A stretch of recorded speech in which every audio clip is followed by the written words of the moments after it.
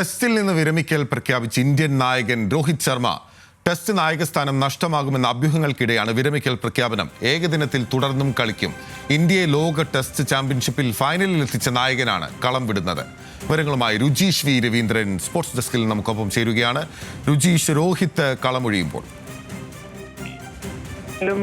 രോഹിത്തിന്റെ ടെസ്റ്റിൽ നിന്നുള്ള ഒരു വിരമിക്കൽ പ്രഖ്യാപനം കേൾക്കുമ്പോൾ നമുക്കറിയാം ഹിറ്റ്മാനെ ഇനി അധിക കാലം ഇന്ത്യൻ ടീമിൽ കാണാനാവില്ല എന്നത് കൂടിയാണ് നമ്മൾ മനസ്സിലാക്കേണ്ടത്. അദ്ദേഹം കഴിഞ്ഞ 2020 ലോകകപ്പിന്റെ വിജയത്തോടെ 2020യിൽ നിന്ന് വിരമിക്കൽ പ്രഖ്യാപിച്ചിരുന്നു. ഇനി ഏകദിനത്തിൽ തുടരും എന്നാണ് രോഹിത് പ്രഖ്യാപിച്ചതെങ്കിൽ കൂടി ഇപ്പോൾ തന്നെ 38 വയസ്സ് പ്രായമുള്ള രോഹിത് 2027ലാണ് ഒരു ഏകദിന ലോകകപ്പ് നടക്കേണ്ടത്. ആ കാലം വരെ ടീമിൽ ഉണ്ടാകുമോ എന്ന കാര്യത്തിലൊക്കെ എന്തായാലും ഈ ഒരു സാഹചര്യത്തിൽ അനിശ്ചിതത്വം തന്നെയാണ്. അതുകൊണ്ട് ഹിറ്റ്മാനെ ഇനി അധികകാലം നമുക്ക് ഇന്ത്യൻ ജേഴ്സിയിൽ കാണുക എന്നത് തന്നെയാണ് ഈ നിമിഷം നമുക്ക് വളരെ ഇന്ത്യൻ ആരാധകരെ സംബന്ധിച്ചിടത്തോളം, രോഹിത് ശർമ്മയുടെ ആരാധകരെ സംബന്ധിച്ചിടത്തോളം വളരെ വിഷമമുള്ള കാര്യം. പക്ഷേ നമുക്കറിയാം കഴിഞ്ഞ ദിവസങ്ങളിൽ തന്നെ ഇത്തരം അഭ്യൂഹങ്ങൾ രോഹിത് ശർമ്മയെ ക്യാപ്റ്റൻ സ്ഥാനത്ത് നിന്ന് മാറ്റും എന്ന അഭ്യൂഹം വളരെ ശക്തമായിരുന്നു. അതാണ് ഇപ്പോൾ പൊടുന്നനെയുള്ള ഒരു വിരമിക്കൽ പ്രഖ്യാപനത്തിലേക്ക് എത്തിയത് എന്നാണ് മനസ്സിലാക്കുന്നത്. കാരണം ഈ കഴിഞ്ഞ ലോക ടെസ്റ്റ് ചാമ്പ്യൻഷിപ്പിൽ ഇന്ത്യ വളരെ നിരാശാജനകമായാണ് പുറത്തായത്.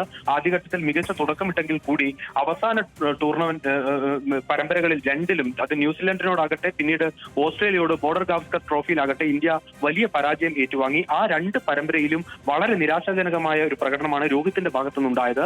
ന്യൂസിലൻഡിനെതിരെ 15 റൺസ് മാത്രം ശരാശരിയിലും ഓസ്ട്രേലിയക്കെതിരെ 6 റൺസ് ശരാശരിയിലായിരുന്നു രോഹിത്തിന്റെ ബാറ്റിംഗ് പ്രകടനം. അവസാനത്തെ ടെസ്റ്റിൽ നിന്ന് രോഹിത്തിനെ മാറ്റി നിർത്തുക പോലും ചെയ്തു.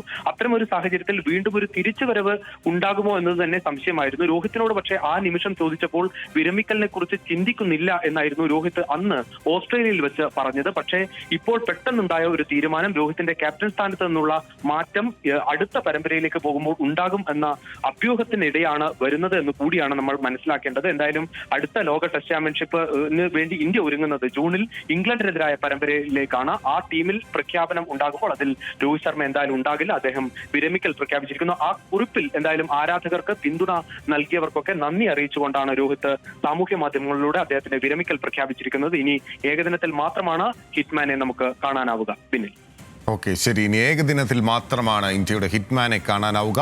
ടെസ്റ്റിലും കളമൊഴിഞ്ഞിരിക്കുകയാണ്. 2020 വേൾഡ് കപ്പ് ജയത്തിന് പിന്നാലെ 2020 ഫോർമാറ്റിൽ നിന്നും രോഹിത് വിരമിച്ചിരുന്നു.